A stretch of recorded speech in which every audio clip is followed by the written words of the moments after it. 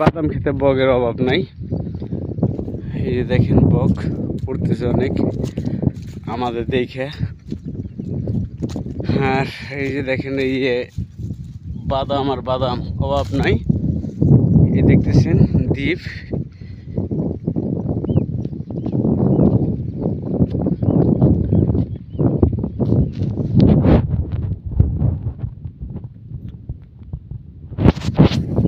আমরা এখন চলে যাব।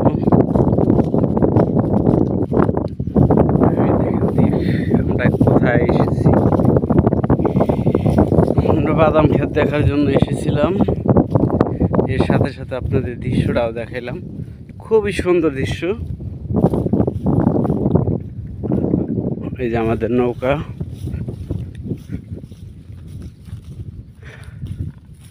আমরা মাছ ধরার জন্য এসেছিলাম। মাছ ধরার পরেই বাদাম খেতে গিয়ে দেখলাম যে কি।